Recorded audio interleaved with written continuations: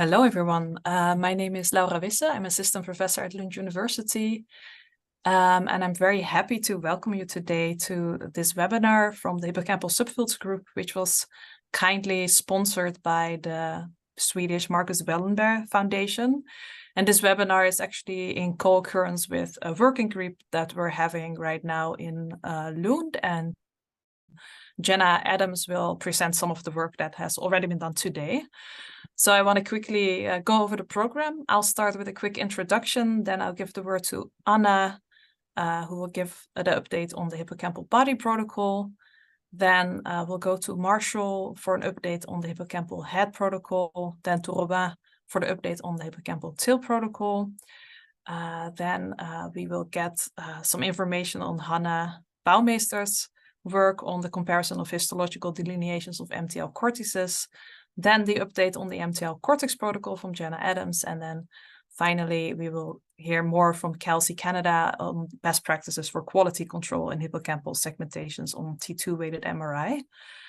As you've all heard probably now, the notification that this webinar is being recorded. So if you do not wish your face to be shown in this webinar, you can turn off your camera. Please make sure to stay muted, but in between each of the talks we'll have some time for questions, so feel free then to either place your question in the chat or also throughout the talks, but I can also ask you to unmute and you can ask your question directly to the speaker. So I will start with the introduction and history of the Hippocampal Subfields Group, or HSG. So I think most of you who actually joined this webinar also know, but of course the medial temporal lobe is crucial for memory, aging, and dementia. And when we talk about the medial temporal lobe, we often refer to the hippocampus in green and several cortical regions, including entorhinal in pink, perirhinal in yellow, and parahippocampal cortex in, I guess, a slightly lighter yellow. But in fact, these regions are made up of even smaller subdivisions. For example, perirhinal cortex can be subdivided in Brodmann area 35 and 36, and the hippocampus can be subdivided in a number of different subfields. And what's of interest is that these subfields have different functional roles and, of course, also differential vulnerability to disease. So that's why they're very interesting to study. And especially with imaging, imaging is a great way to further study these regions and to identify, for example, early neurodegenerative processes and pinpoint functional differentiation of these different regions. And one example is, of course, this famous graph by Braak and Braak, which highlights the spreading of one of the hallmarks of Alzheimer's disease neurofibrillary tangle pathology, which starts in this very small BA35 or Brodmann area 35 region, and then spreads to entorhinal and another CA1 hippocampal subfields and so on. So you can imagine that if you can measure these small regions, you can measure very early processes in Alzheimer's disease. And this study by my former colleague Sandy Das indeed showed that these exact same regions as are shown to be involved with tau pathology by post-mortem studies show great correlations with tau PET burden when you do measure these subfields on MRI, as you can see here. And then, of course, for functional differentiation, this comes from a previous or a recent book chapter. These subfields are proposed to be involved in different, for example, memory processes, but also different other functions.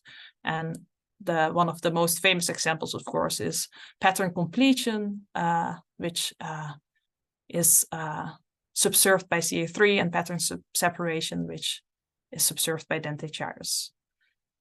So now we established that it's great to measure these regions on MRI. So how do we do that? So what you in practice should envision is you go in on each slice and you outline each region of interest on each consecutive slice. And then if you put them together, as you can see in the picture on the right, you can get structural measures such as volume or thickness. And what you can see here is me during my PhD, where I was still happily doing this manually. So what is important to note is that even with these beautiful images that we have here, we can see some of the borders that we're interested in. So for example, this dark band here is the border for the dark blue here. But unfortunately, we cannot see all these borders, and we do our best by approximating the borders based on anatomical atlases. And what I wanted to mention is that there are also automated methods available. So it's not always necessary to go in by hand and manually outline these regions. You can also use an automated method, but these are of course also based on a set of manually labeled cases. Unfortunately, many labs excitedly started to measure these subfields, but unfortunately developed different protocols to measure these regions, and this really hampers comparison of study results. So even if we just look at terminology, if you look at this table, which comes from the Juskovic et al. Paper, you can see that on the left, you can see the different protocols of different labs, that all these groups use different terms for the same or a combination of regions. So that already makes it difficult to compare studies. And then if you look at this comparison of one brain that was segmented by each of the labs, you can see that while this is the same person and should technically be labeled the same, you see wildly different results. So you can imagine that it becomes very complicated to compare results. And I just wanted to show you an example of this, and this is in the Association of Aging with Hippocampal Subfields, and this is based on a review by Flores from 2015. So what I did is I was drawing all these little outlines of the hippocampus, and the colored regions are the regions that were found to be significantly associated with aging. But unfortunately, you see that there's not really consistency. And well, of course, this is partly due to differences in cohorts. A big part is really also due to differences in protocols. And I can exemplify it here, because here all the borders were in the same location. If I go to the next slide, these were actually the borders drawn by these different labs, or at least my best approximation of how they segmented these regions. And I want to highlight the paper by Lachois et al. And my own. And I want to ignore the result in the dentate gyrus here, but what you can see here is that I found an association of aging with CA1, whereas Lachois et al. Found an association of aging with subiculum, but these regions are actually very much overlapping. So it's really a question if these studies were finding different results or the same results, but with a different label. So this really, I hope, exemplifies how different definitions of subfields really make comparison between studies complicated. So with that reason, the Hippocampal Subfields Group was started, and this is an international group of researchers to collaboratively develop a harmonized protocol for segmenting MTL subregions on these high-resolution T2-weighted MRI scans that I showed before. And the goal is to have a validated and reliable protocol that's applicable to populations of variable age and health. It currently consists of more than 200 members spanning 20 countries, and it's still open. So please feel free to join. You can join via our website and just sign up for the mailing list. That's basically all you need to do. So just wanted to introduce our current advisory council, all the nice people listed here. I did want to especially highlight Valerie Carr, which is our current chair. This is something we do on a rotating basis, and then Paul Juskovic, who is currently the co-chair. And then because of the immense amount of the work that we're undertaking, I wanted to show the different working groups we have. So we have a boundary working group, which is in charge of protocol development. We have a questionnaire working group who is in charge of basically getting feedback on the developed protocol from the larger community, and the acquisition methods working group that focused on best acquisition methods. And especially the boundary protocol, the boundary working group is really grown massively, and it's almost difficult to put on a slide, but I at least wanted to highlight all the people who have been working hard over the last years. So our general approach, and you'll hear more about this throughout the talks, is to collect labeled histology data by expert neuroanatomists, then use that histology data to develop rules for subfield boundaries on high-resolution MRI, then perform an initial feasibility check, so basically a simple reliability check on a small number of cases, then collect feedback from the larger HSG, and then perform a formal reliability analysis. And at that point, we'll say, we're happy, we're done. If at any point the HSG says we don't like this rule, this is probably not good, then we go back to step 2 and restart this process. So for the body protocol, you can see that we are very, very far, and Anna will tell you more in the next talk. The head protocol, we're working really hard on the segmentation protocol. The tail protocol is, actually, I think the feasibility check is probably already done, but Robin shall tell you more about that. And then the MTL cortex is also working very hard on developing a protocol. Then, as I like to do this, I like to show this, these are all the meetings that we've had over the year to disseminate the work that we're having, but also to make all the progress that we've made so far, collecting histology data, analyzing it with the different groups all over the world. And we actually started with this in 2013. We're currently having a meeting in Lund, and we have one upcoming in November in 2023. Yeah, and then I wanted to show some milestones because yes, we've been working since 2013, but we've also been able to do a lot. And fortunately, we received an R1 grant in 2021, which is really accelerating our efforts. And you can see that here, how much we have done already in the last 2 years, I think. Yeah, so that's very exciting. So yeah, then I wanted to thank all the different groups, especially also the neuroanatomists and the different working groups. And then, of course, our funding sources, and specifically the Marcus Wallenberg Foundation for hosting or funding this second Hippocampal Subfields Group meeting in Lund. And then I always have my question slide. I'm not sure if there are any questions at this point, but I will stop share and check if there's any questions in the chat, or if anyone wants to unmute and ask a question.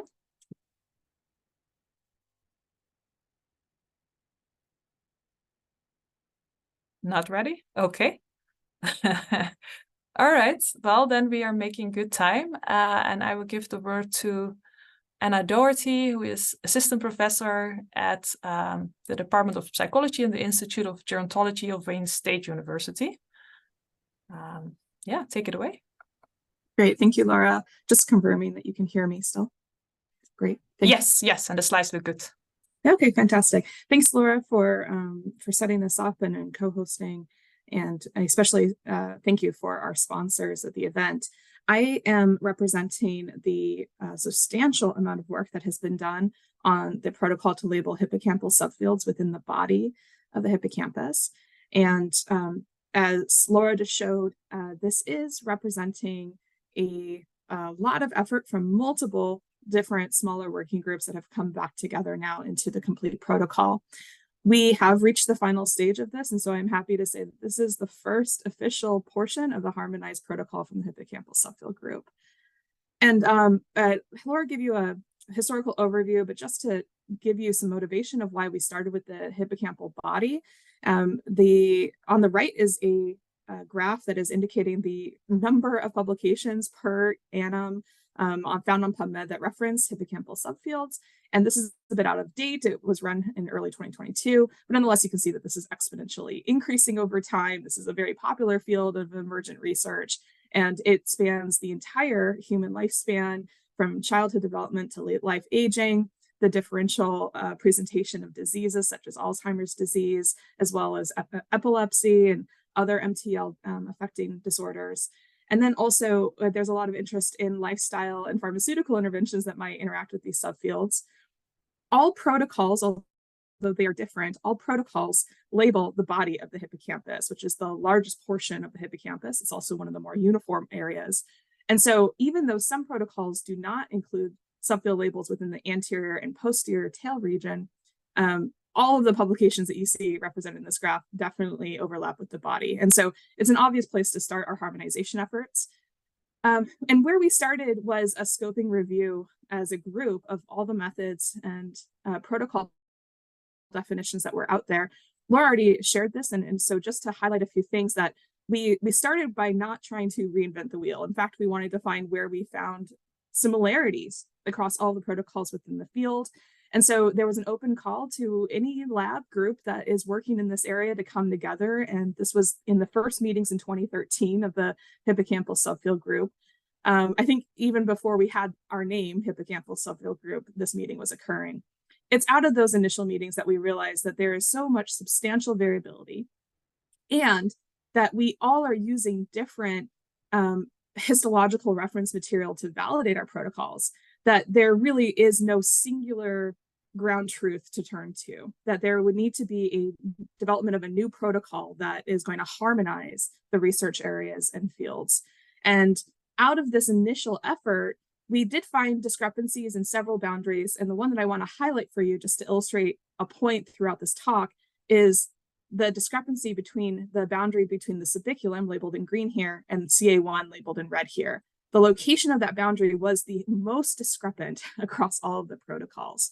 And Laura actually already presented information on this. And so I'm going to highlight exactly the same slide that she did, where the problem with this particular boundary with such high discrepancy is that regional effects that are labeled and identified across multiple papers, across multiple samples, are technically in the same anatomical location, but based on these protocols are labeled with different anatomical terms. And from those labels, we would make inferences about relevant mechanisms, pathological processes, and ultimately functional specialization. And so that CA1 subiculum boundary ended up being a major target for our continued development, especially as we jumped into the hippocampal body. And of course, simultaneous to this work, we have advances in MRI technology that allows us to see microstructural landmark details, and they are correlated with larger macrostructural landmarks that we can use to approximate the boundaries between subfields that otherwise we would not be able to see with the naked eye on MRI. So here's an example of images coming out of a paper that Laura and I co-led, and it was on behalf of the Hippocampal Subfield Group, where we were looking at different landmark representation on very common T2-weighted high-resolution MRI and what would be considered high resolution for T1, but nonetheless, the contrast and the relatively lower resolution makes it very difficult to do. And so throughout the efforts of the HSG, we have been prioritizing very common imaging approaches, but using this high resolution T2-weighted imaging that allows the visualization of these internal landmarks, such as the SRLM here and here. It's that dark band, as well as correlation to macrostructural features such as orientation to the uncus and orientation within the lateral ventricle. So I am very pleased to say that after about 7 years of effort, we have officially reached the end stage of the hippocampal body protocol development. And we started with a collection of a new histological data set. This was necessary in order to have good representation of individual variability in microstructural and macrostructural landmarks, as well as to see some level of agreement among experts in the field with anatomical and histological knowledge. That then developed into steps 2 through 4, which is an iterative process where we were constantly refining the definitions, evaluating feasibility, and then collecting feedback and improving clarity of rules, and then finally reaching a formal reliability analysis stage. I'll be reporting on aspects of each of these, and I'll provide the most coverage of the actual protocol towards the end of the talk. I'll just note that there is a 6th step that we don't ever talk about because this is the first time we got there. We reached publication and development of training materials and dissemination to our community. So I'll talk to you a little bit about that at the end to let you know what you can anticipate. So the first was to collect labeled histology. This was a multiple-year effort, and many thanks to Laura for working with this incredible group of 4 histologists. We added individuals over time because we found additional expertise and different schools of thought were particularly important here. And so we found, collected multiple samples, and many were donated by the neuroanatomists UC or that Laura and Paul Yushkovich had cultivated throughout their career. And these images were provided to the anatomists to label their view of what the hippocampal subfields would be based on the histological definitions that they would typically use. And so they are using features of cell density, shape, type, the relative representation across the medial to lateral axis, as well as the anterior to posterior axis, in order to identify where these subfield divisions would be. This is the same slice of the same individual that is labeled by 3 different anatomists, and you'll see there is quite a bit of variability. And this is just differences in expert opinion that we needed to contend with to understand what is the relevant histological information we're trying to approximate on MRI, where we otherwise can't see these details. I'm going to highlight one in particular. Here's the boundary for CA1. There's a prosubiculum and then a subiculum. Here's that boundary for CA1. Here's another one. And so although there is agreement in general, there is enough variability around this boundary that we saw where the discrepancies came from in our MRI protocols. And so the variability that we're seeing across protocols is a matter of trying to come to a harmonized consensus of opinion and not necessarily about outright failures of any single protocol. So this histological reference set was developed in order to represent individual differences. So we have multiple brains that are represented, as well as variability from the anterior to posterior axis. So we have multiple slices of each brain, and then also to represent the variability of opinion among neuroanatomists. And so we have multiple neuroanatomists label each image. And from this, we created an entirely novel histological data set for referencing and developing this protocol. We add that with other published resources. And so we are developing a kind of consensus understanding of the anatomy across multiple sources with the intention of being able to apply it to an image that looks like this. This is a typical 3T high resolution image that has approximately 0.4 by 0.4 millimeter resolution in plane. And so guided by this neuroanatomy in steps 2 and 3, we then develop some kind of protocol. We found that anatomical landmarks and geometric heuristics were fairly good at approximating the location of these microstructural details the anatomist can see.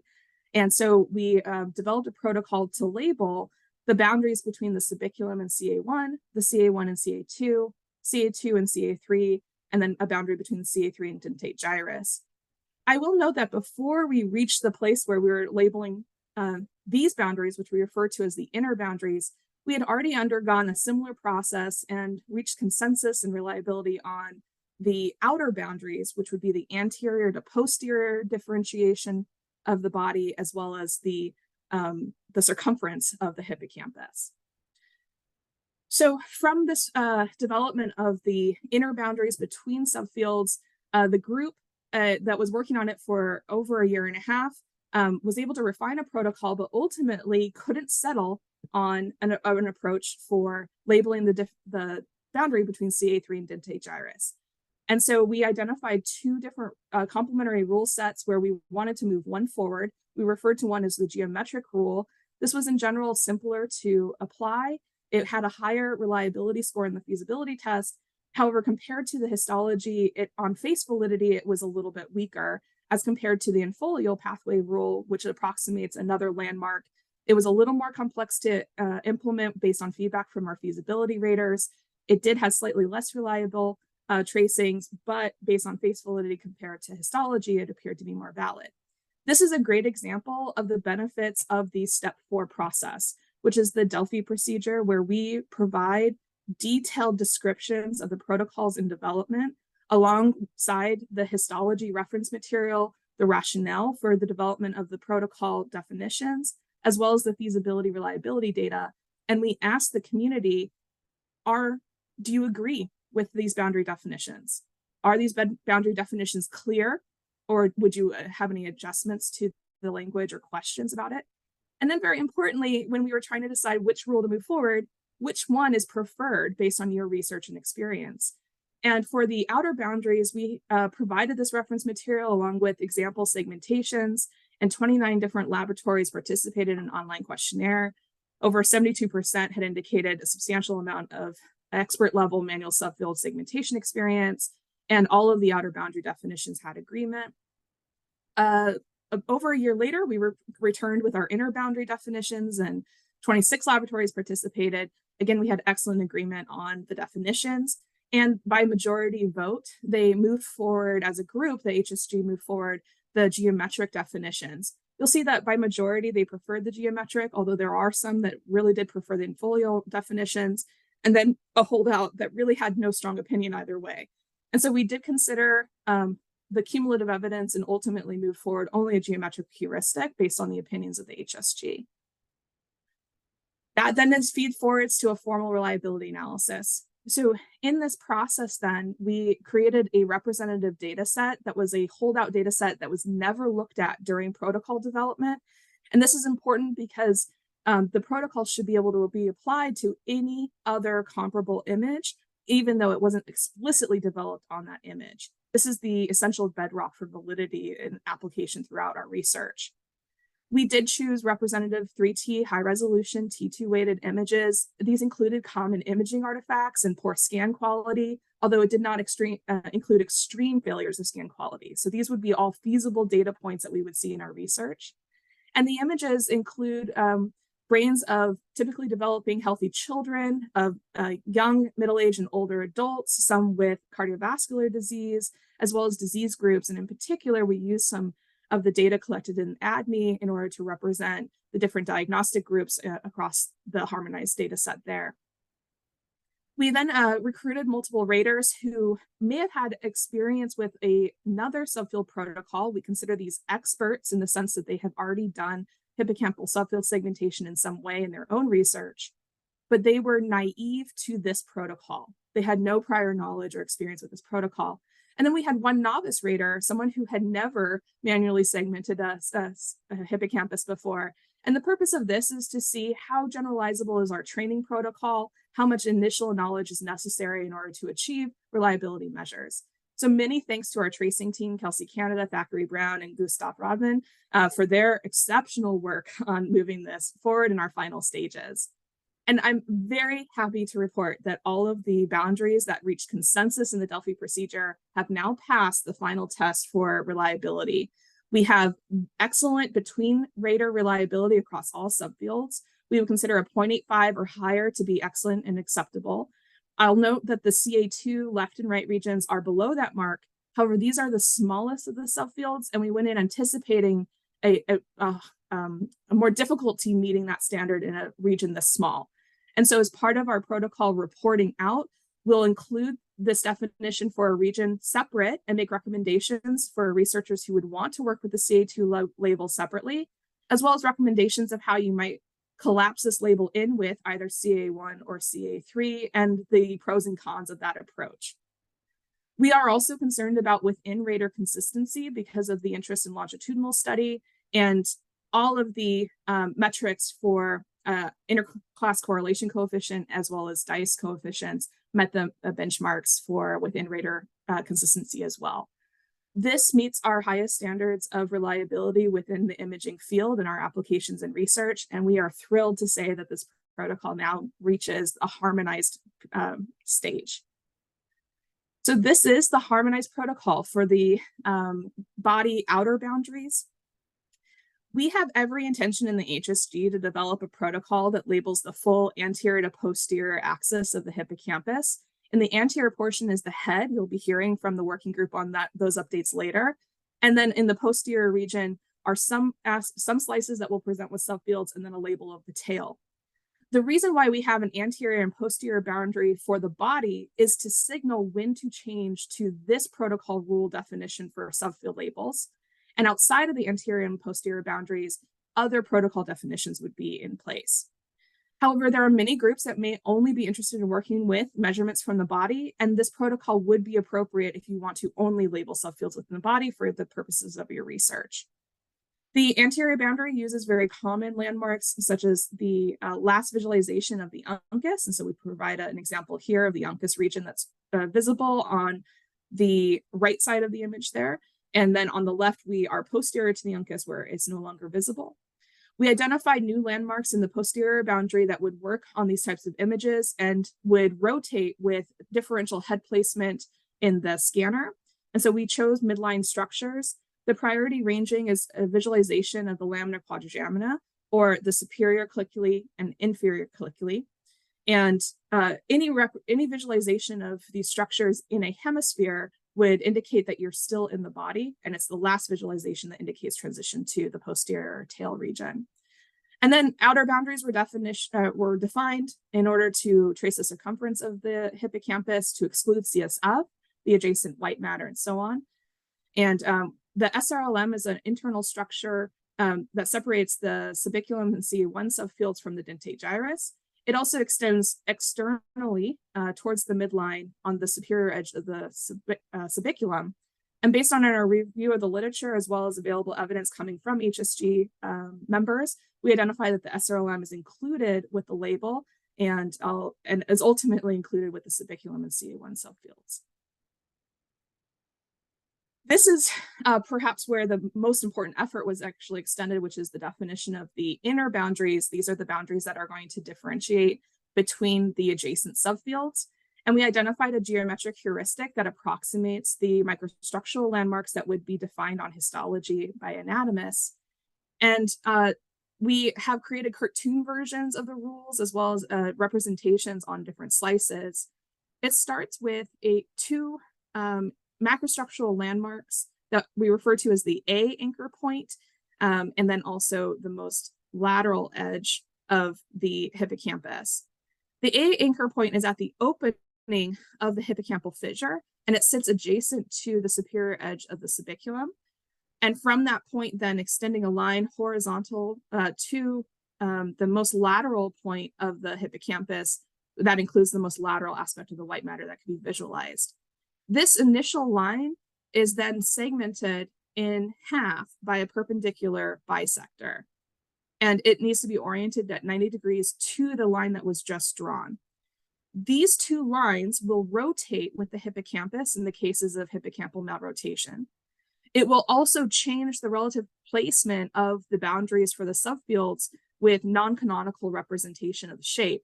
So we all have experience with a rounded hippocampus or a flattened and squished, elongated hippocampus, and these are all common in typical development as well as typical aging and disease progression. And so what we found is that these two geometric aspects rotate and shift with the hippocampus to appropriately align to where the subfield divisions would be. Once these two bisector lines are in place, a bisector from the midpoint extending to the lateral edge at 30 degrees from the perpendicular line, and another at 45 degrees towards the medial edge from the perpendicular line are the last landmarks or geometric heuristics that are used to divide out the subfields. And from those then, we can label the subiculum, CA1, 2, CA3, and dentate gyrus subfields. Now, on this type of webinar and PowerPoint, I cannot possibly do justice to the detail of how to manually trace these subfields or the variation from the anterior to posterior axis or individual differences across brains. But we have developed a substantial number of materials to help exactly this.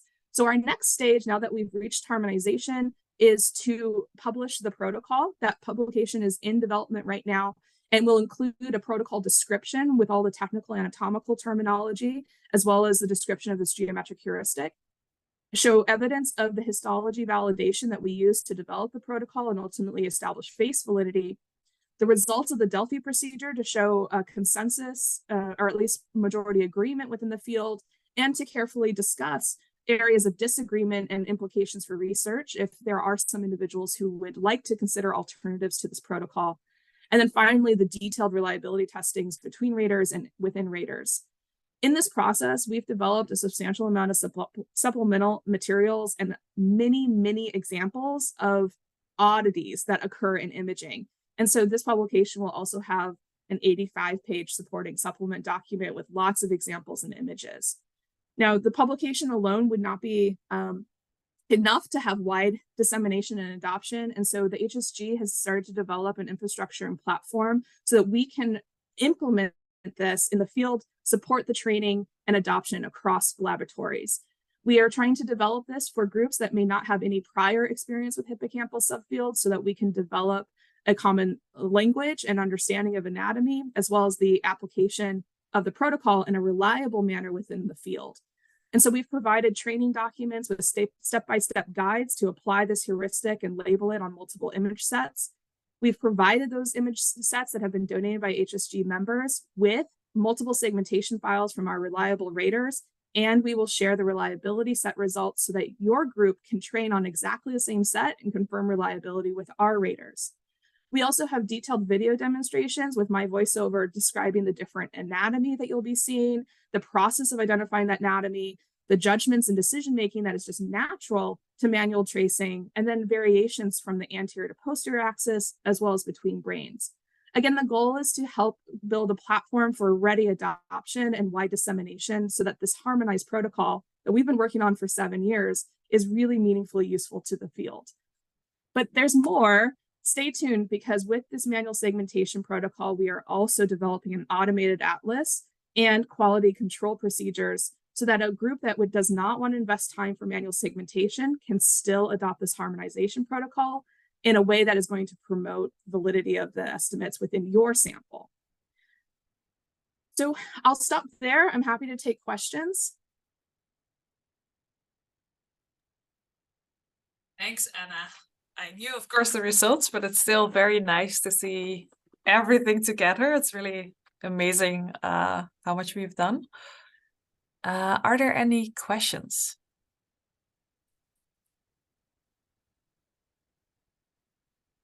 Thank you, Rosanna. That's very kind. I certainly have been at the front of a lot of these working groups, but honestly, this is the work of many people and the Boundary Working Group in general, who has been overseeing these efforts for 7 years. It really is a collective effort.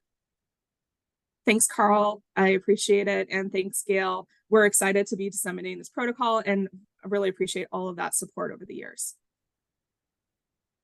Rosanna, thank you so much for this reminder. I do have a poster presenting this protocol and exactly the same details about reliability analysis that will be at Society for Neuroscience coming up this next month. I will be at the poster, happy to talk through the protocol, talk about applications, as well as considerations for sequence development if you're thinking about implementing this in your own study. I think over the next several months, you can anticipate some updates from the group as we submit that publication and hopefully register it, pre-register it so that it is in a citable format even before it is fully published. This is the harmonized protocol. It's past consensus and agreement and reliability testing. And so any additions or adjustments is probably for clarity and not changing the definitions of the protocol. So we're confident in moving that forward. You can also anticipate that in the next year or so, we will start establishing substantial infrastructure to distribute all of these training materials and support dissemination across the research community. Any other questions? Thanks, Anna. Okay. If there's no other questions, then I think we'll move on to the next speaker. And the next speaker is Marshall Dalton, and he's a research fellow at the University of Sydney. And I think he is up to talk to us here while it's in the middle of the night for him. So I think we should especially be grateful to him. Do you want to go ahead and share your slides, Marshall? Yes, I will. Let me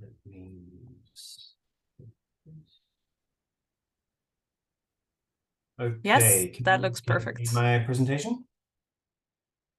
Yes, that looks great. Okay, good. All right. Thank you, Laura, for organizing this event. It's exciting to get everybody together, even if we're apart on other sides of the world. So thank you for all of the work you've put in. All right, so hippocampal head. I'm going to give an update on some of the work that we've been doing as part of the hippocampal head working group. The group consists of 4 members. I will show a slide in a moment with everybody represented on that slide. So the beautiful work that Anna's been doing really leads into this very nicely. But I'm going to take a slightly different tack because we haven't obviously been working on this protocol for as long as Anna's been working on the body. We've been working in parallel over the last few years, and we're still in the process of developing this protocol. So of course, we're interested in the hippocampal head. Let me just see if I can get my pointer. Okay, so we have here just a representation of the hippocampus, so an excised hippocampus viewed from above in the axial plane, anterior at the top and posterior at the bottom. And we're really interested only in this area in red. So generally, when we speak of the hippocampal head, we refer to this anterior-most portion from the anterior-most extent to the posterior-most part of the uncal apex here. And the head working group is really working to create reliable ways to delineate subfields within this region that is compared to the body. Even though the body is incredibly complex, the head gets really ridiculous in its level of complexity in terms of its anatomy. So the hippocampal head working group itself consists of Robin in France, Renaud in the US, Trevor in Canada, and myself here in the early morning in Australia. And I thought I'd just start with the body protocol. So Anna's just given us a lovely overview of the work that she and many others have been doing to create this beautiful geometric framework that allows us to delineate these subfields across the entire body of the hippocampus. And this works really well along the entire anterior posterior extent of the body, because the location of the subfields here remain largely consistent along its long axis. But the hippocampal head is quite different in that there are some really dynamic shifts that occur in the anatomy as we move from the anterior to the posterior most points of the hippocampal head. So here I've just taken 4 representative slices, and we can see that different subfields gradually emerge as we move from anterior here in panel A to posterior here in panel D. And importantly, the location of these subfields don't really maintain a consistent pattern along their anterior-posterior axis. And to make this more tricky, as we heard from Anna, different anatomists have slightly different views on where subfield boundaries lie. I won't go into this in any great detail because we just don't have the time, but it's enough to appreciate that there's this real incredible degree of anatomical complexity in the few centimeters that we have in its anterior portion of the hippocampus. So the important point here really is that we can't apply a single geometric framework to delineate subfields in the hippocampal head in the same way that we can with the body. And again, because of these really dynamic shifts that we have from the anterior to posterior, we need to actually develop and apply a series of different rules that we can use to segment subfields in the anterior portions, the middle portions, and the posterior portions of the hippocampal head in a way that reflects this, the ground truth of the anatomical complexity in as accurate and in as reliable a way as possible. So I'll briefly go over what we've done so far, how we've achieved this, and give an update on the current state of the protocol. So in both Laura and Anna's slides, we saw this representation. So this is just a step-by-step approach that we take to develop the protocol. I'll briefly touch on each of these steps over the next few slides. So here we begin with samples of labeled histology. So we are very lucky to have access to samples, 3 samples of the hippocampal head that have each been labeled by 3 neuroanatomists. Again, not to belabor the point, but there are slight differences in the ways that different anatomists will delineate subfields, and I'll come back to that a little bit later in the talk. So this is really the starting point that gives us these insights into where different subfields lie within the hippocampal head. And then in a similar way to the body protocol, we need to establish guidelines for 3 really important different components. So first, the ranging, which allows us to identify the anterior and posterior most slices of the hippocampal head, the outer boundaries, and also the inner boundaries of the subfields themselves. So just to begin with ranging, this is quite tricky with the hippocampal head because there can be incredibly poor contrast and also partial volume effects that really impede our ability to reliably identify these anterior and posterior most slices. So here we can see different scans of different hippocampus of different qualities. So we can see some scans are very clear. We can see this anterior slice very clearly. And then in other scans, it becomes very messy and very difficult to delineate. The same is the case for the uncal apex. So here it's quite clear, and this scan here is very, very noisy. But despite this, we have established some guidelines that allow us to accomplish this in our current version of the protocol. In relation to outer boundaries, again, compared with the body, the hippocampal head is incredibly complex. So just in relation to the outer boundaries themselves, we have these uncal dentations. There can be a number of different dentations, and there's a huge degree of variability across different individuals. And again, with the different difficulties that we have with scan quality, the combination of this high variability and the kind of coin flip that we can sometimes have in having good quality in each slice makes it a really difficult and challenging process to definitively identify these outer boundaries. But despite the complexity and the difficulties that we have with the head of the hippocampus, we have developed a draft protocol describing a method to delineate these outer boundaries. This is still a work in progress, but we have a good working protocol that we're currently refining at the moment. Now, in relation to the meat of the project, if you like, looking at these inner boundaries, we've already touched on this, but we know, again, because of these really dynamic shifts, we can't apply one rule as we can to the body. So we've developed a series of different geometric heuristics that we can apply as we move from the anterior to the posterior portions of the hippocampal head. And this is really the cumulative outcome of some feasibility tests that have been run. So just coming back to the labeled histology that we have, we went through quite a prolonged process of looking at how different geometric rules can apply to align with different subfields on histology, tested that these look sensible and that they are really reflecting this ground truth, as I mentioned earlier, of the anatomical complexity in as accurate and reliable a way as possible. And then these have then been applied and tested for feasibility on a series of MRI scans. So essentially, long story short, we feel that we're quite happy with our series of geometric rules at the moment, still being refined, but we again have a really good work in progress with these rules.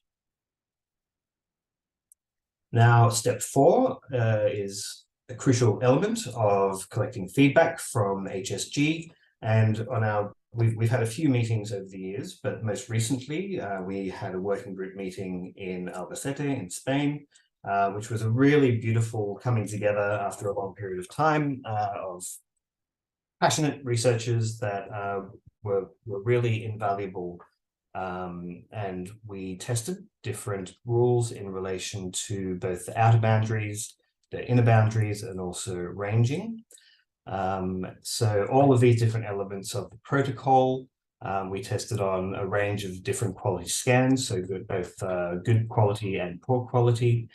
And we really assessed the reliability of how well we can identify both anterior and posterior most slices, the reliability of delineating the outer boundaries, and we also applied and tested these multiple heuristics along the anterior-posterior extent of the hippocampal head. And it was really invaluable feedback that we got from everybody that was in the room.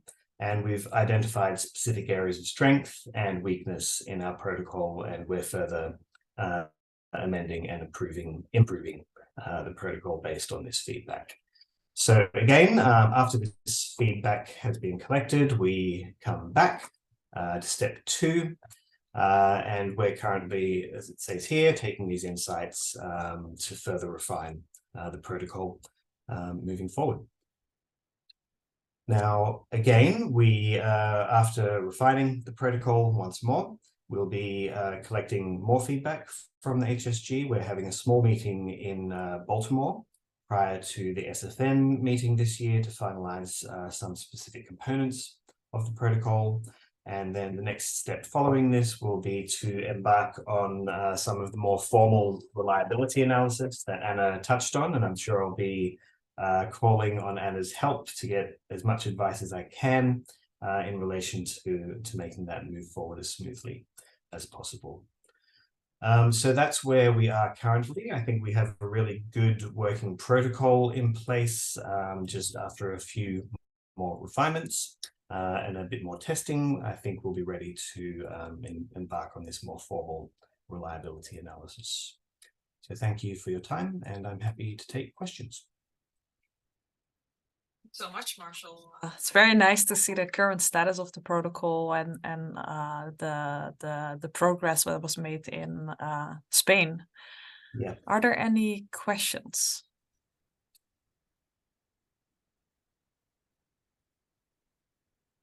Everyone is just overwhelmed by all the slides. Rosanna, go ahead.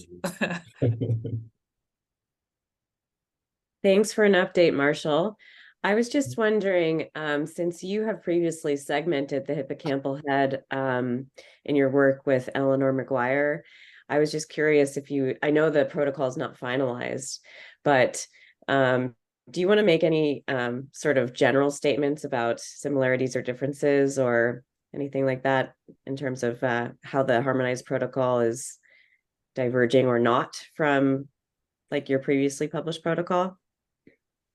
Well, there are some important differences, but also, thankfully, a lot of overlap as well. So I think the main difference really, I think, relates to subicular complex. So, of course, in the protocol that I developed previously, we split the subiculum from the pre- and parasubiculum, which is quite a tricky task, especially when you have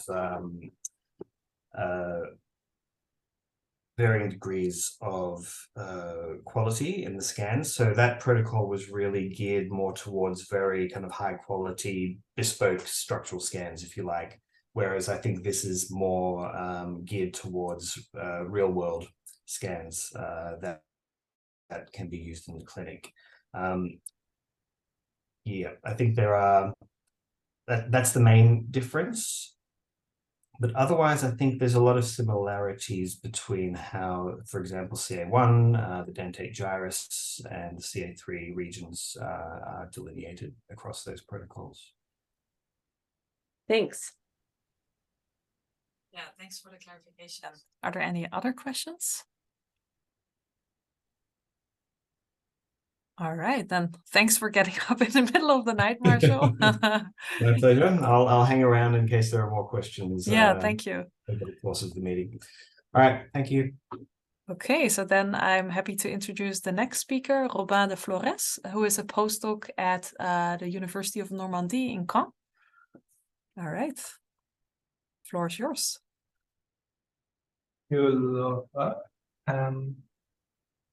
Oh.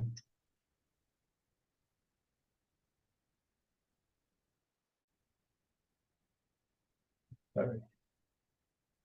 Okay, so you only see the presentation now, right? Yes, now it's correct. Yes. Perfect. Okay, so thanks, Laura, and hi, everyone. I'm very happy to give this update about the hippocampal tail protocol. So before I start, I would like to mention that our group includes Nicole Gervais, who is in the Netherlands, Anne Maas, who is in Germany, and included Jonathan Schein, who was in Germany, and he contributed a lot to the protocol and left the group a few months ago. All right. So I'll start by just giving an overview of the protocol. And first of all, I have to tell you that we will not segment subfields in the tail. We will unfortunately only label one region, which makes this protocol much more simple than the protocols that were presented by Hannah and Marshall previously. And it's mainly due to the fact that the shape of the tail really depends on the curvature of the hippocampus. So it's something we observed in a paper published in 2019 in Hippocampus, where we used postmortem data, so ex vivo MRI and associated segmentation based on histology to describe the anatomy of the hippocampus. And in this paper, we described two types of body of tail shape. First, we described tail that really looked like the body, and we also described a type that is non-body-like, so it's very funky and unusual. And actually, when you take this non-body-like shape, and when you only reorient the hippocampus, you can observe the body-like shape, which really indicate that the shape really depends on the curvature of the hippocampus. So actually, with our group, for this protocol, we tried to find a way to orient the scans to have a way to have a consistent body-like shape for the tail, but unfortunately, given the thickness of the in vivo scan we are using, we were not able to do this. So we decided not to segment subfields and to only have one region. So the first rules we had to come with were the ranging rules. So where to start and when to stop segmenting the tail. And as Anna said previously, the tail starts when the body stops, right? So we use exactly the same rule, which is based on the visualization of the colliculi. So when you see the colliculi for the last time, it's the last body slice, and then the tail comes right after this slice. So that's the way to find the first tail slice. And then the tail has to be segmented as long as the gray matter is clearly visible. So from anterior, you can see that the tail is here and there. So it moves laterally. There is a small piece of gray matter which detach a little bit that can be taken for the hippocampus, but it's actually subsplenial gyrus that we've decided to exclude in our protocol. And then when there is only some unclear signal that is made of partial voluming with CSF, gray matter, and etc., then cannot segment anything anymore. So so this is the rule to segment the last slice, and we actually recommend to use some other plans, such as the sagittal plan, to help selecting the last slice to segment. Then, since we don't segment subfields, we have to define outer boundaries rules, right? So we've defined rules for the inferior, superior, lateral, and medial boundaries. So the inferior boundary is defined as the border between the gray matter of the hippocampus and the white matter that is located inferior to it. The superior boundary is the fornix and the fimbria, and the white matter of the splenial of the corpus callosum and CSF that is located superior to the gray matter, and all this fimbria fornix white matter should be excluded of the label. Only gray matter should be included, which is also the case in the body protocol. For the lateral boundary, the limit is the alveus and CSF. If the alveus is not visible, and once again, the alveus should not be included in the label, only the gray matter of the tail. And for the medial boundary, we'll use the most superior medial corner of the parahippocampal gyrus, which is also a rule derived from the body protocol. So here is an example of segmentations of the tail. So from anterior to posterior, we can see that here we can see the colliculi, so it's actually still a body slice. And then after that, the colliculi are not visible anymore. So it's time to start segmenting the tail. So only, well, you only see the label here, but only the gray matter is included and segmented until we don't see a clear voxels that indicate gray matter.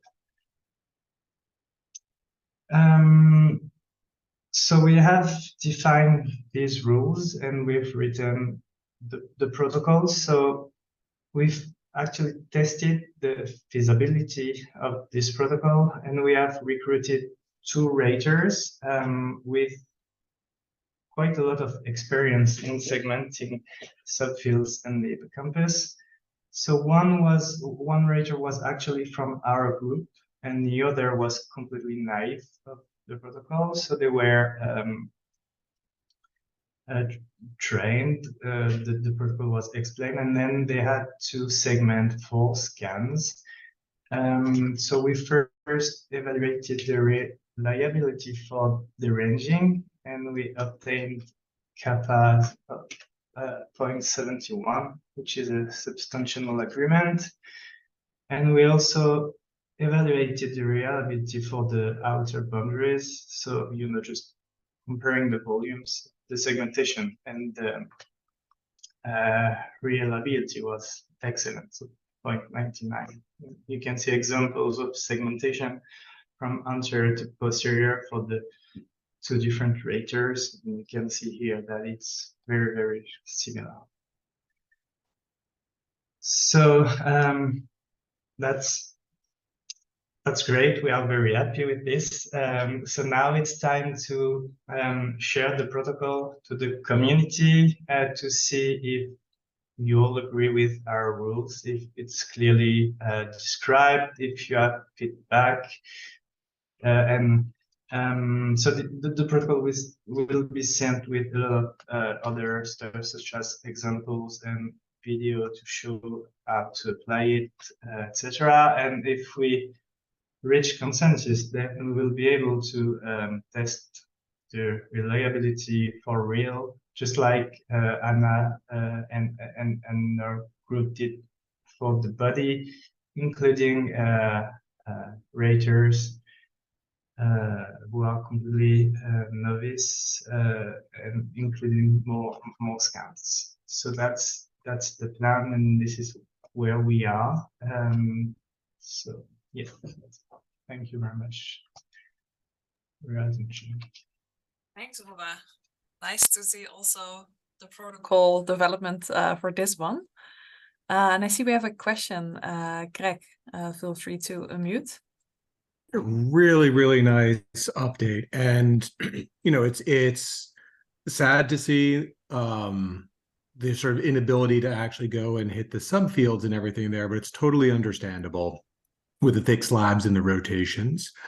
What I was wondering, though, is if you've looked, you've had your head so deeply in this, and right now we're at a point where all of the information and everything is fresh. Since there are some number of scans and techniques that are isotropic at a reasonable resolution, have you checked to see sort of how well that would actually, work if you were to have something that rotated along, with this, so that therefore we could put in a, by the way, future self, when we do have scans that aren't so reliant upon thick slices, here's what we could actually do?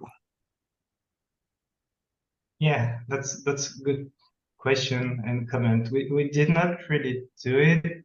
We really only worked on these, let's say, typical in vivo scans, and came to the conclusion that it was not possible, but to reorient and stuff. But we can actually go a bit further and try to do it using some ex vivo or even in vivo isotropic scans.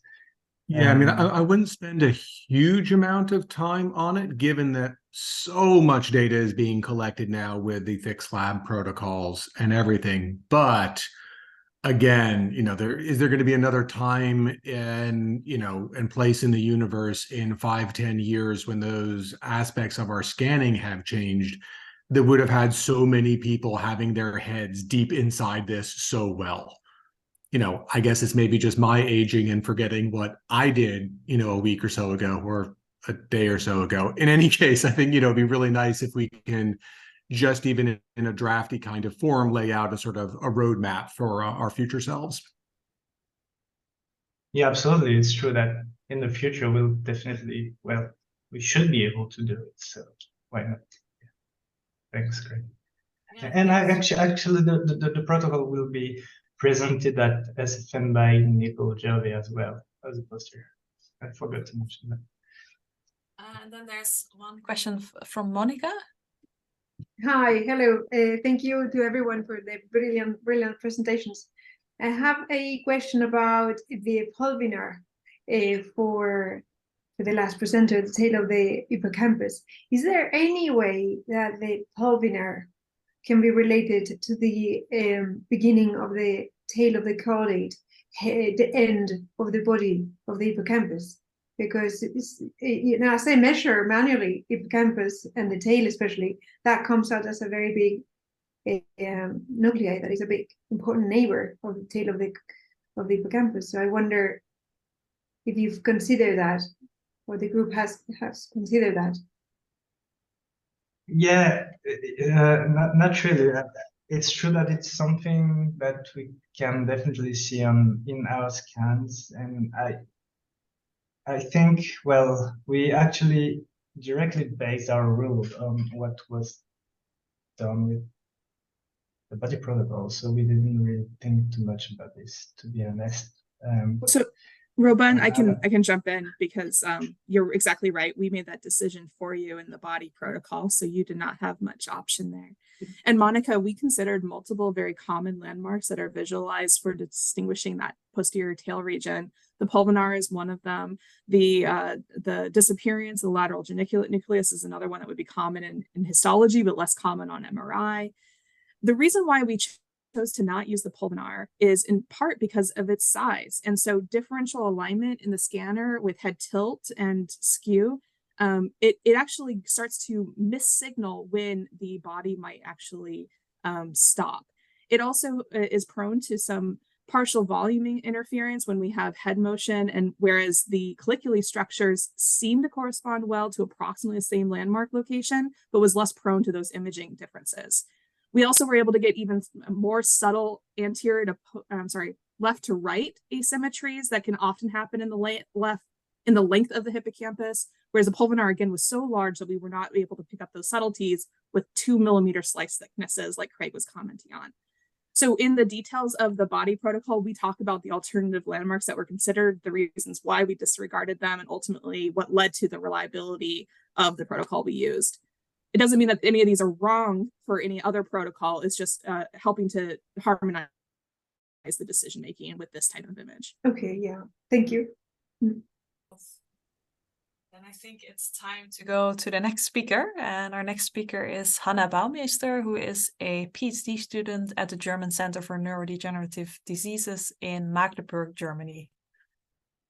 Hi, everyone. Thank you so much for that introduction. Let me just quickly share my screen. Can you see everything all right? Yes, it looks perfect. Fantastic. Yeah, I would like to start out by thanking the organizers and the funders for making this progress update meeting possible. Today, I will be sharing some of our results on the comparison of histological delineations of MTL cortices by 4 independent neuroanatomy laboratories. So in my talk, I will be starting out with a short introduction to the MTL cortex, especially as we've been focusing on the hippocampus. I will then move on to presenting our results about these 4 experts' delineations of 3 human MTL specimens. And I will give you a conclusion that is primarily targeted at neuroimages, because I know that this is the perspective that's relevant to most of you. But before I start out, I would like to highlight that this great progress has actually been made within about a year. So it all started out in Lund, Sweden, where we're actually right now again, in June 2022. And about a year later, we were already able to publish our results about these histological delineations on bioRxiv. So feel free to scan that QR code. It will take you right to the preprint. And I would also like to use this opportunity to highlight that this work was co-led by Annika Wüstefeld, who is a PhD student at Lund University, and myself. So a huge bunch of the credit also goes to her. But let me now start out with giving you an introduction to the MTL cortex. So there is no, let's say, ground truth definition to what the MTL cortex actually is. Here in the HSG, we are talking about the MTL cortex as all MTL structures except the hippocampus and the amygdala. And to give you a more visual idea of the region that I will be talking about, I included these 2 illustrations of the MTL cortex. So this is a coronal view, one being further anterior and one being further posterior. And here highlighted in this blue grayish color, you can see what we consider part of the MTL cortex. I also included these T2 MRI scans also in coronal plane for reference, because I know that this is what many of you are working with on a daily basis. And you can very nicely see here that in this anterior section, the MTL cortex includes the ambient gyrus, the parahippocampal gyrus, and the fusiform gyrus. And we also see here these 2 very important sulci, being the collateral sulcus and the occipitotemporal sulcus that we use a lot for orientation. On this further posterior slice, we can see that we're now at the level of the hippocampal body. And here we are including the crown of the parahippocampal gyrus, as well as the medial bank of the collateral sulcus. So the MTL cortex has seen many attempts to be subdivided into numerous different subregions, both in animal models, but also in humans.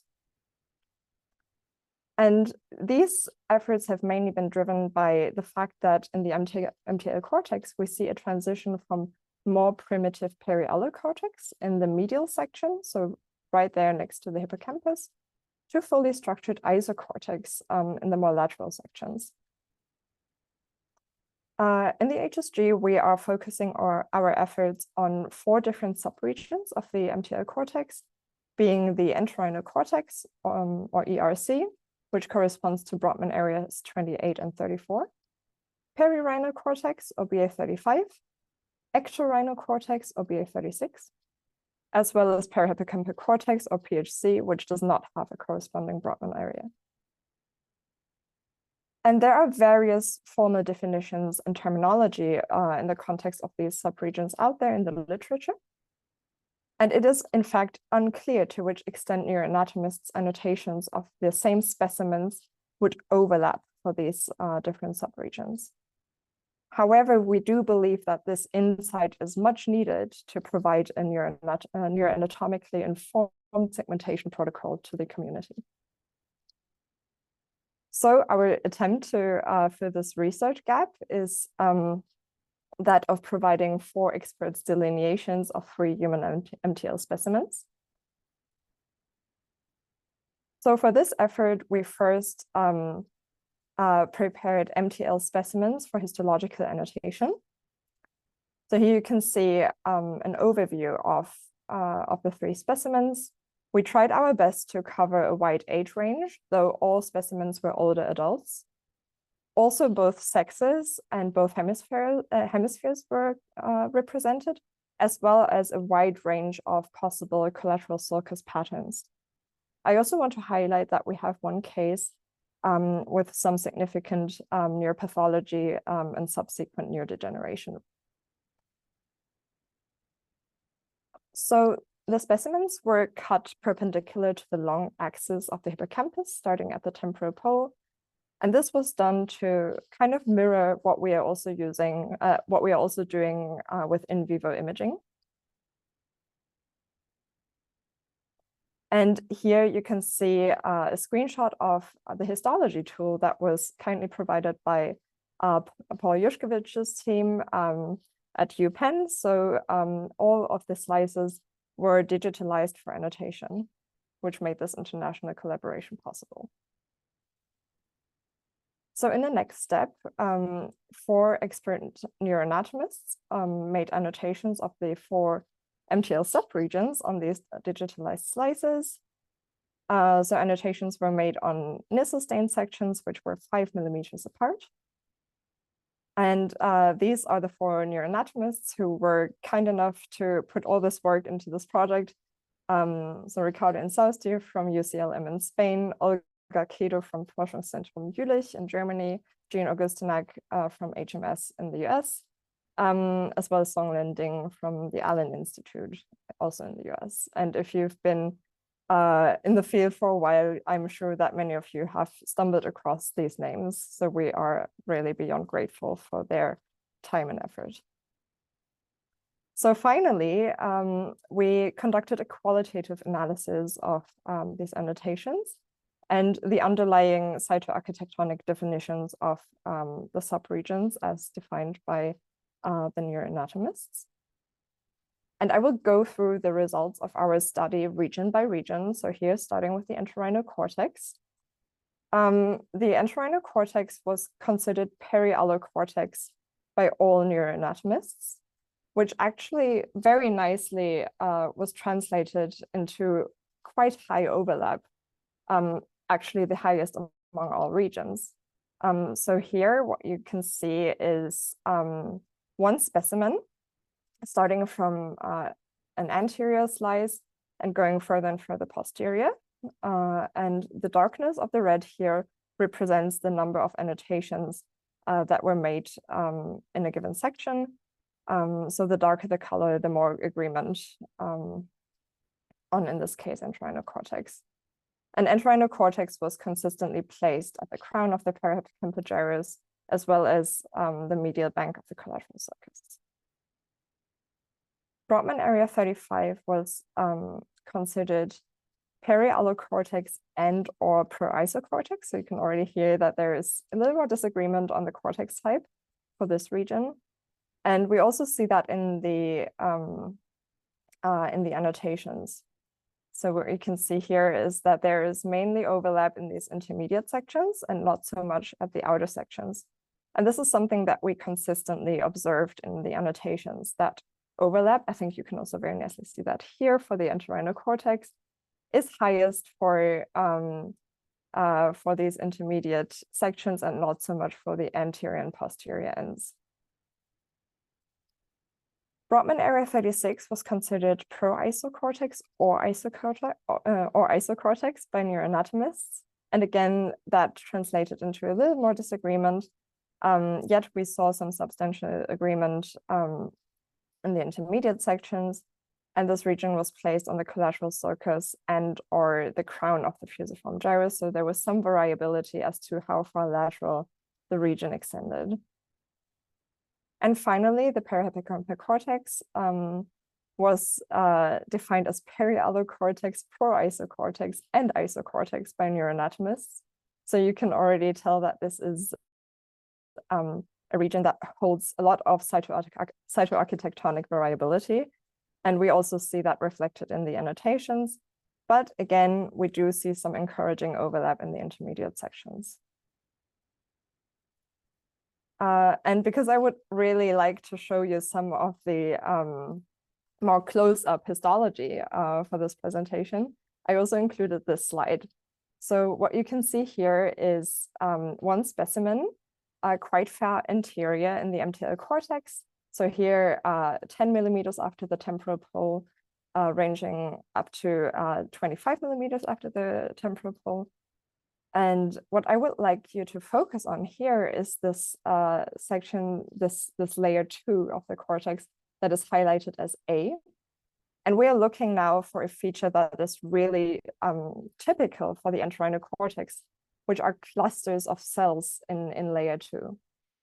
And what you can see here in this anterior slice is that there is not much clustering of cells here. Everything is quite smoothly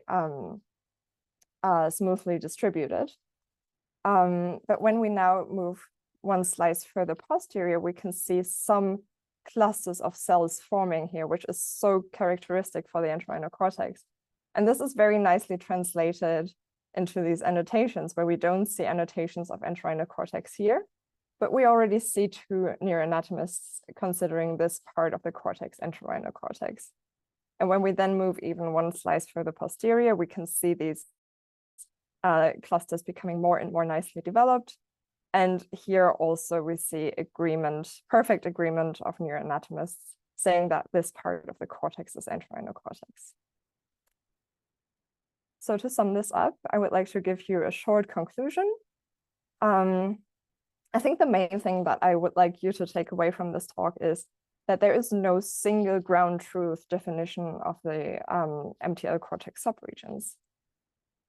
And segmentation protocols are usually based on a single or very few annotations made by a single lab.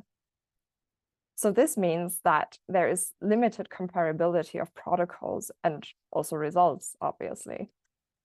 And this may hinder efficient communication and collaboration across neuroimaging labs and subsequently scientific progress. So how can we do better? I think our main goal should, and this is why we are all here, be a harmonized segmentation protocol that considers various neuroanatomical definitions of subregions. And this harmonized protocol should aim for a compromise that also takes into account the special needs of neuroimagers. Because in neuroimaging, we cannot see these characteristics that neuroanatomists can see in cytoarchitecture. So we somehow have to translate these informations into imaging space that does not hold these informations. So what we should work on are heuristics that anchor cytoarchitectonic features to visible macroanatomical landmarks. And I think this is the perfect bridge to the following talk, which will be given by Jenna Adams. So if you have any questions regarding translation into MRI segmentations, she is probably the one you will want to ask these questions. But for now, I would like to finish off with some acknowledgements, starting with the neuroanatomists who made these annotations, as well as, of course, my co-first author, Annika Wüstefeld, our respective supervisors, Laura Wisse and David Bellon, and also, of course, the Lund meeting attendees from 2022, and the now newly formed MTL Cortex Working Group led by Jenna Adams. Thank you. Thanks so much, Hannah. Very nice presentation. I always love to see these close-up these histology sections close up. They're beautiful. Thank you. I'm just trying to stop my screen share, but it wouldn't let me. Are there any questions from the audience? There we go.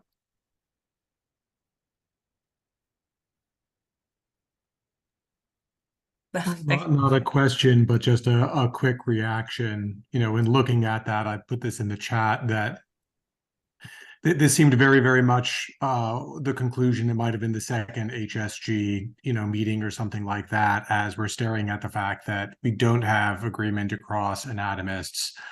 There is no ground truth, sort of put our head in our hands and wonder what to do. And yet, taking in the same sort of paths of, okay, yes, all of that's true, but to make progress, what can we actually do? And I thought, it was nice to see the sort of the path forward and leveraging a lot of the same kinds of things that the group has been doing for years on the hippocampus.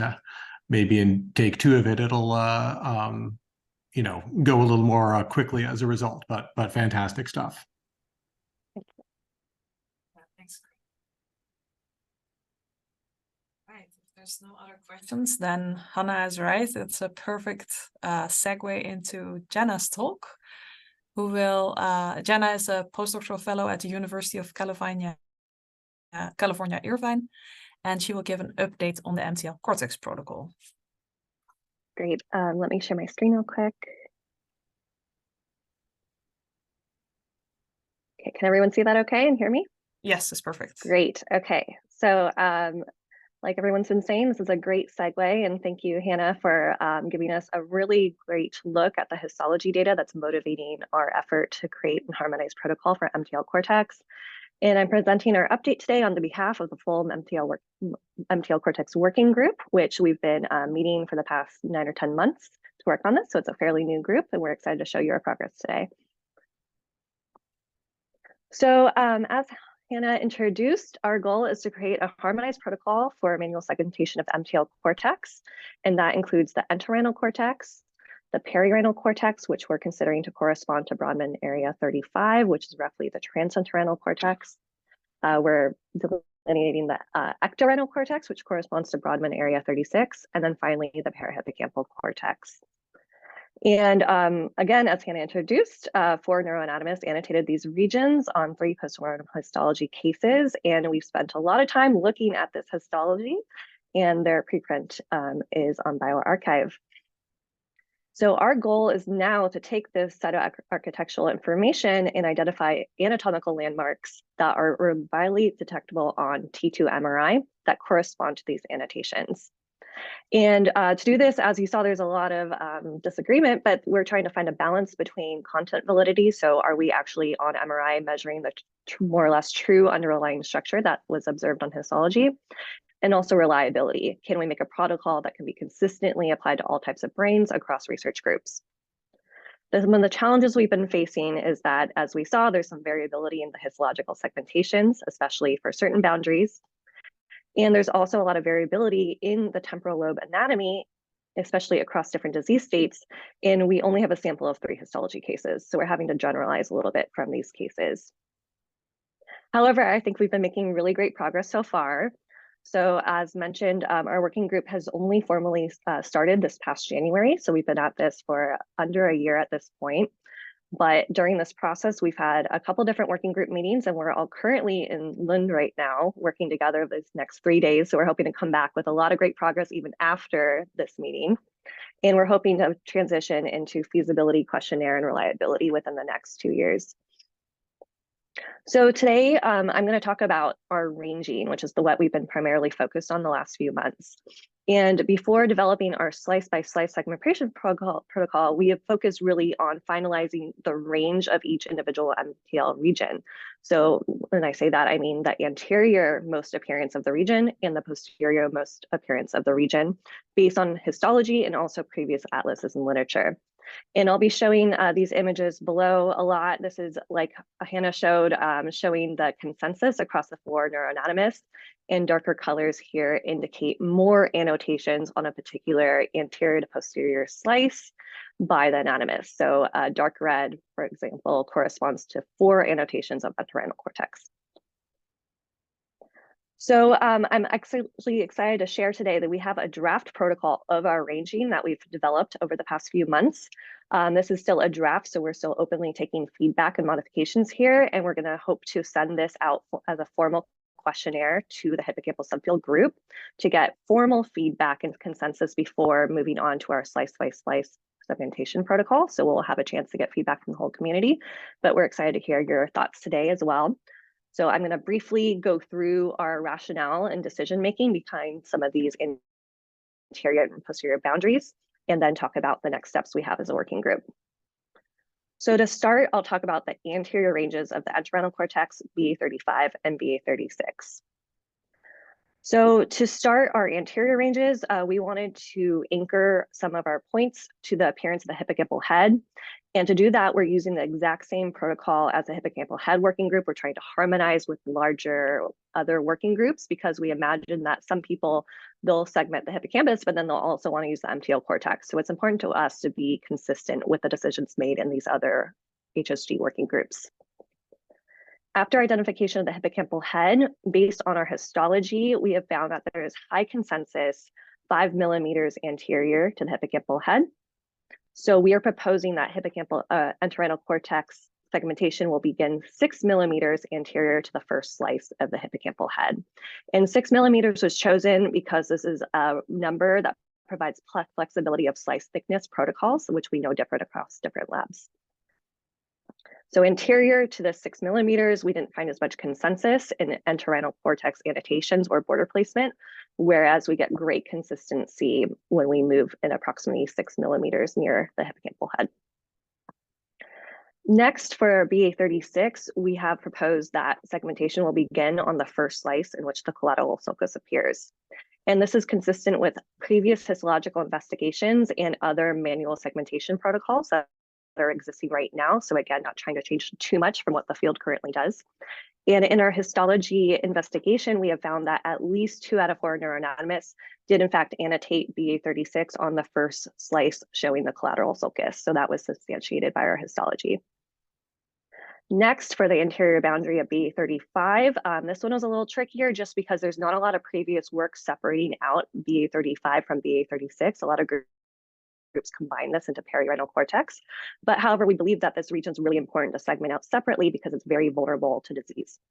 And based on our histology data, we found that BA35 appeared reliably somewhere in between the start of BA36 and the start of entorhinal cortex. So to create a feasible rule that could be applied easily in different cases, we have proposed that BA36 will start midpoint between BA36 and entorhinal cortex, and this accounts for individual variability in temporal lobe anatomy. And is also substantiated by previous investigations. So here's a figure from Dingham and Hosen showing that the ordering in which 36 comes in before 35, which comes in before entorhinal cortex.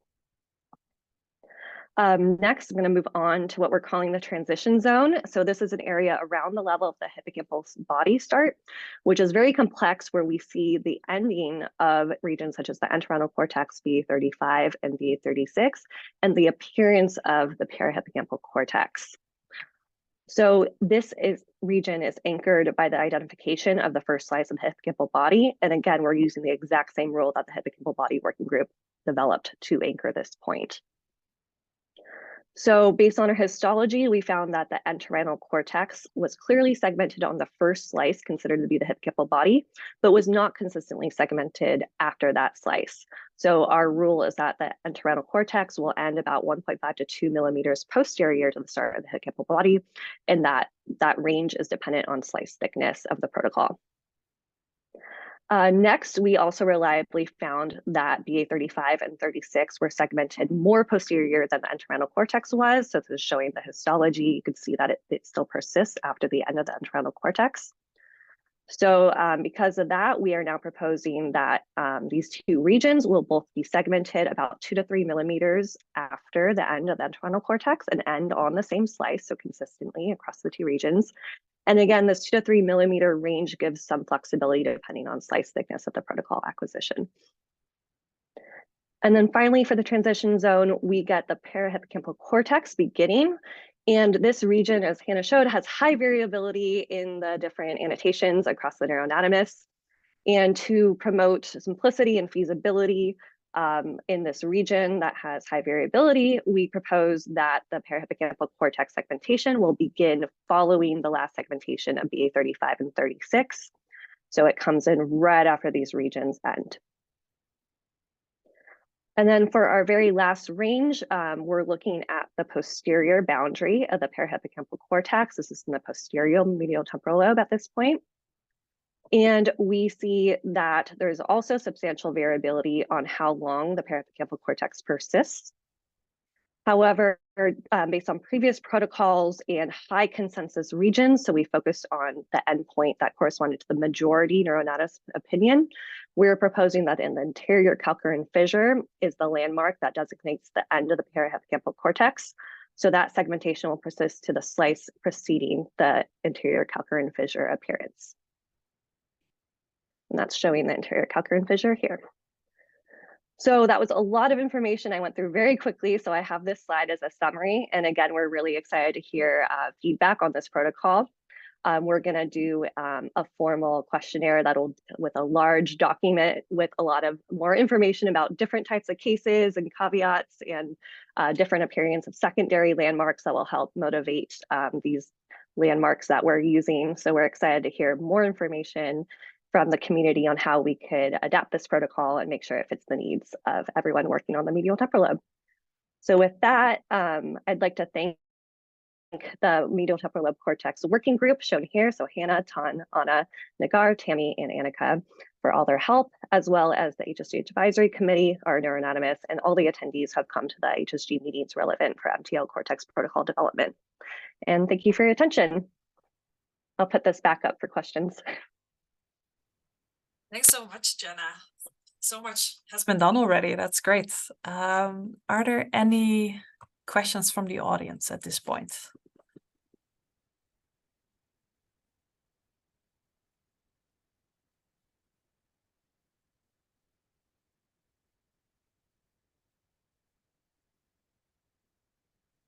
Rosanna, yes, go ahead. Okay, I'll ask sort of an inside baseball question. So as you know, some MR protocols do not image the very anterior part of the temporal pole. And I was just, I know you guys haven't finalized this, but maybe people are curious what your thoughts are about trying to define regions that are anterior to the hippocampal head. Yes, this is a great question. And I actually was hoping to get to this, but I skipped ahead. Let me go back to my slide on this. Is how is this approach in acquisitions that do not go all the way to the temporal pole?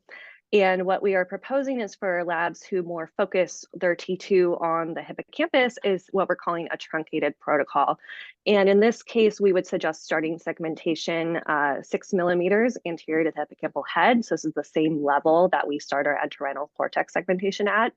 And you would just start B35 and 36 at the same point. And we came to the 6 millimeter choice because we looked at a lot of different, we used ADNI for a sample, and we quantified how many millimeters on average these scans get anterior to the hippocampal head. And it seemed that the majority of cases do have that coverage. So we wanted to find the maximum that we could propose as a truncated protocol. So this is something that we're still in development, but this is what we're thinking right now is proposing for the people who do not have full coverage of the whole temporal lobe.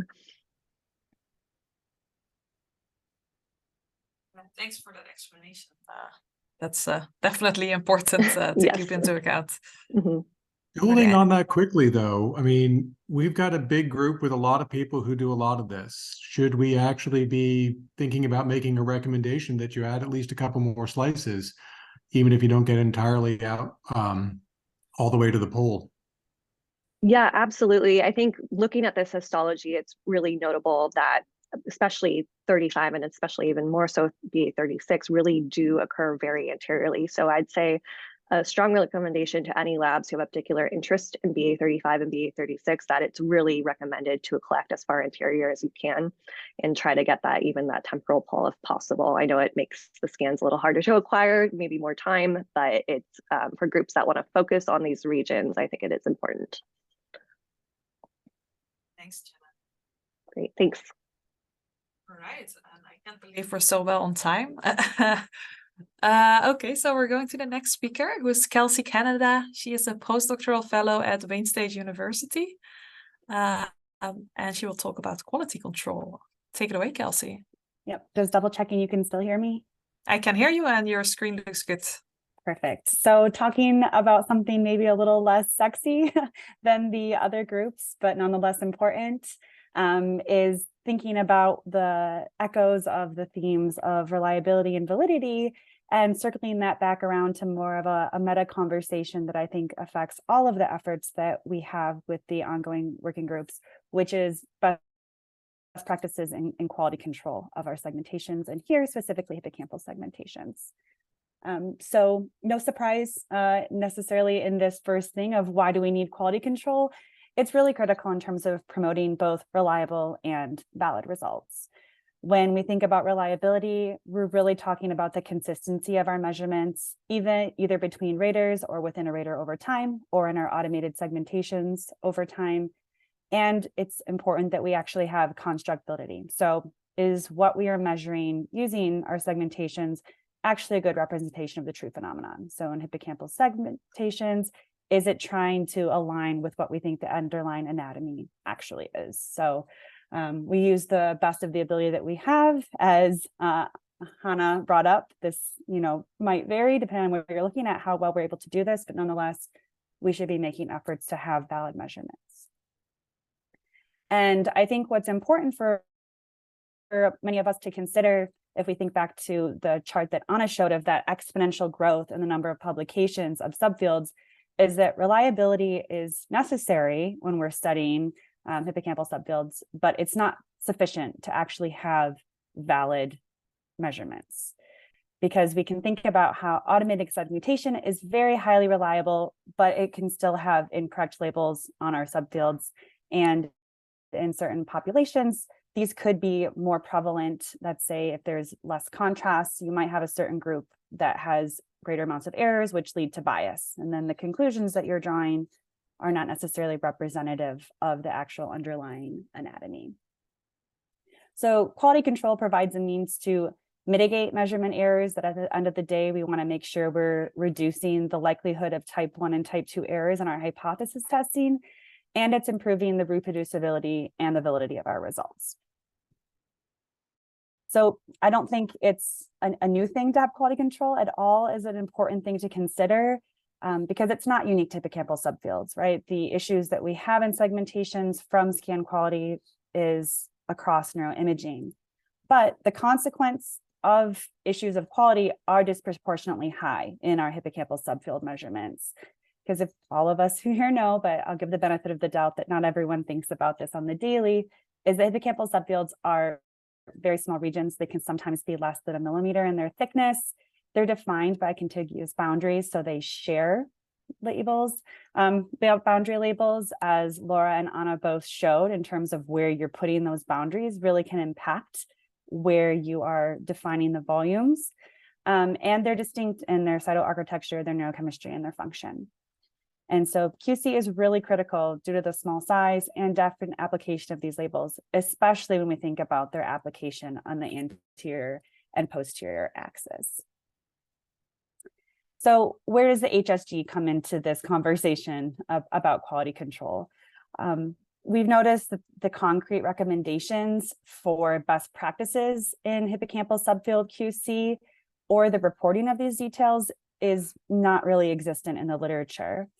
And that's not to say that we don't think this is important and it's not valid. It's just not something that we've necessarily taken the time to think about. How should we all do this so that we're on the same page? And it's important to think about this because in order to actually interpret the subfield measures from different papers and different labs, we need to know what actually went into the quality control and the different decision points to get the measurement at the end. So to do this, we surveyed the views and the approaches to quality control of hippocampal subfields in the HSG community. And we had a completed survey from 37 respondents representing different laboratories each. So 37 labs represented across 10 different countries. And similar to the publications that are coming out, the research represents the entirety of the lifespan. So from birth to greater than 75 years. And we have both healthy and diseased populations. So why am I bringing these things up as important? We're trying to consider all aspects of how hippocampal subfields are used to ask questions, not in one specific populations, but across the members of our community.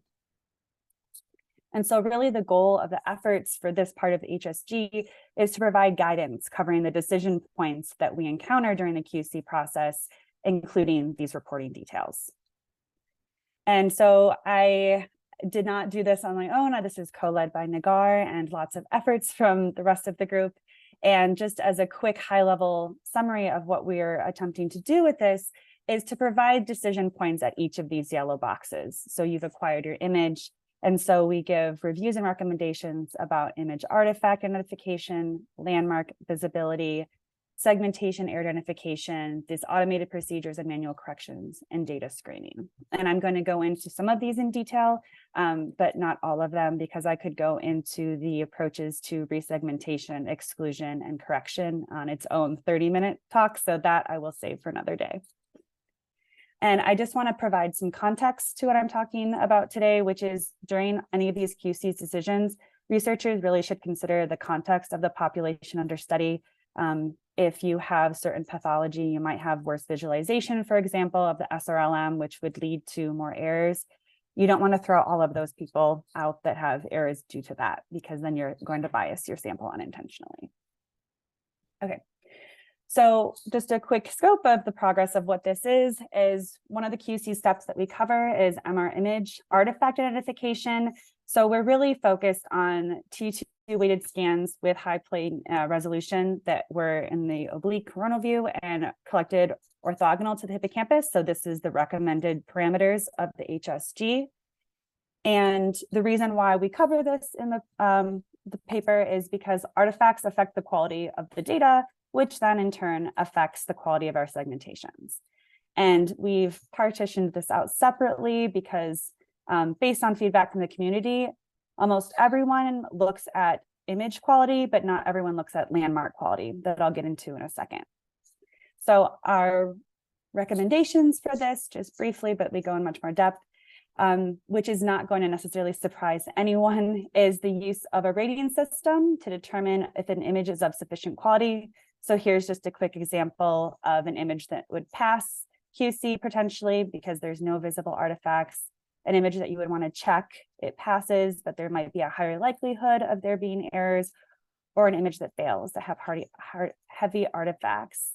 And the reason why we recommend this rating system, not only for this step, but as you'll see subsequently in others, is it's important for researchers to describe the criterion for their decisions. So to have operational definitions that they can then subsequently use to describe the reliability of their procedures. Because again, we want to have both reliable and valid results. So this could be a kappa statistic and just using 0.75 as an example of strong agreement. All right. Next, going to step over to landmark visibility. And as I alluded to, a lot of times I think that MR image artifact checks and landmark visibility co-occur, but what makes hippocampal subfield segmentation different necessarily from other types of neuroimaging is that landmark visibility really is critical. And so we've taken a lot of time to think about how to best provide recommendations for this step. And so I'll note that the specific landmarks utilized may differ between protocols.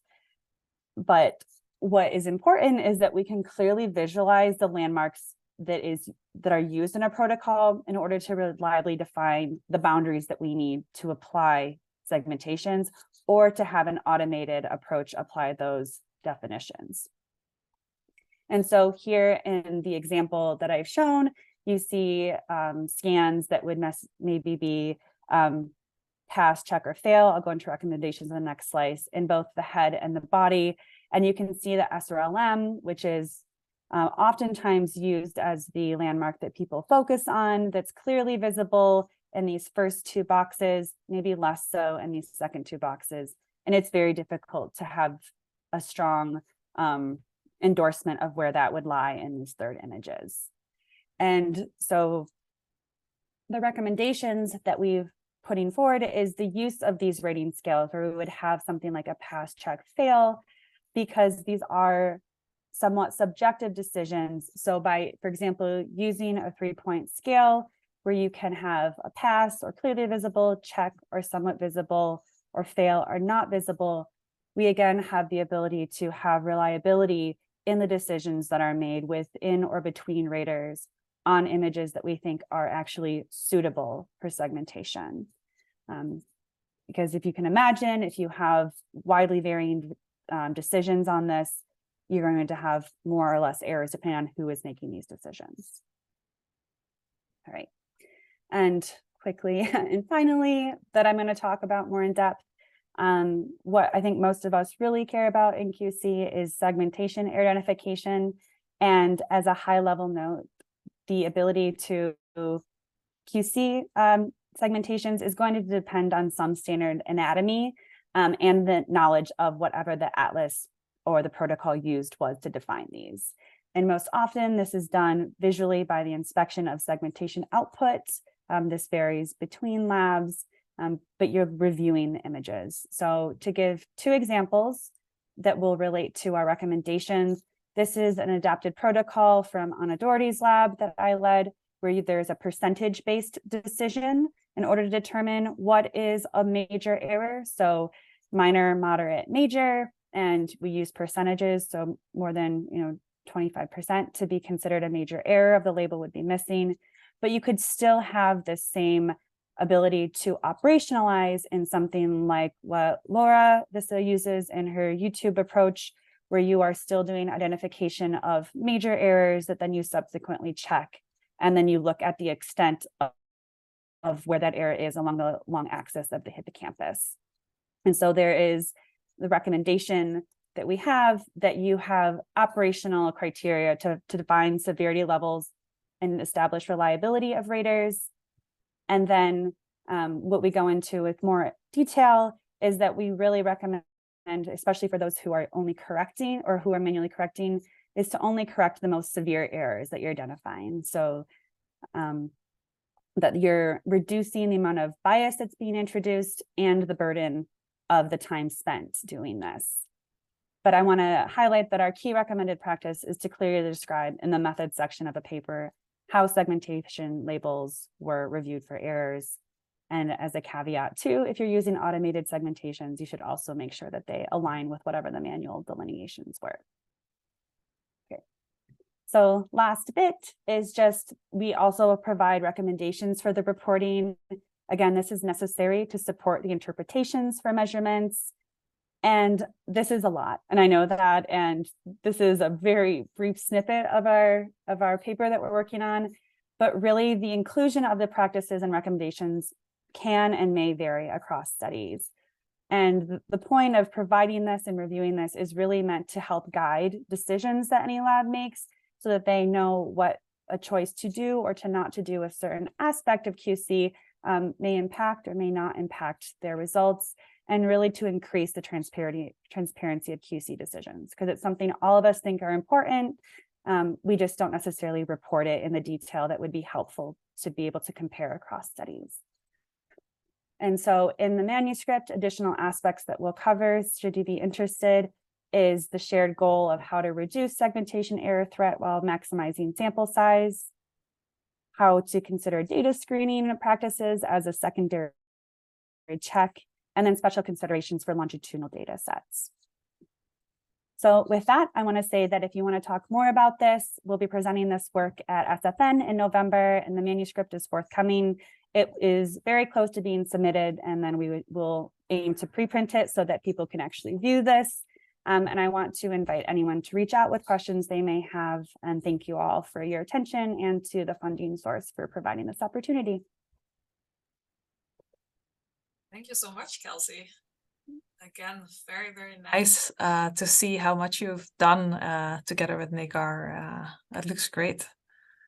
Are there any questions for this last talk?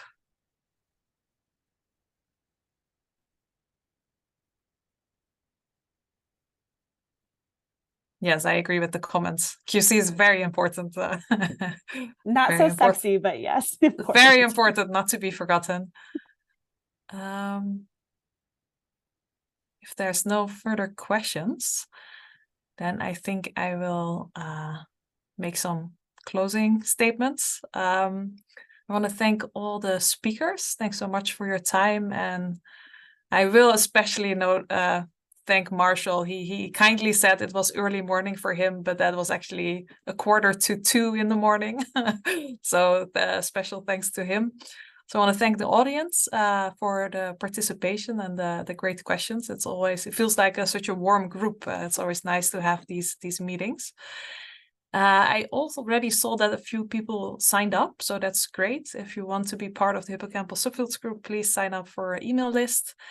And I can't really say at this point what kind of opportunities come up, but there's always things to do and opportunities that will come up. So if you do want to be more involved in our group, please reach out to me or Anna or anyone in the advisory council, and we'll keep an eye on it. We'll put your name on the list, and we'll let you know once there's opportunities to be involved. Okay, well, thanks everybody. I enjoyed this greatly, and I hope you all have a great day. Thank you. Thank you. Thank you very much. Bye.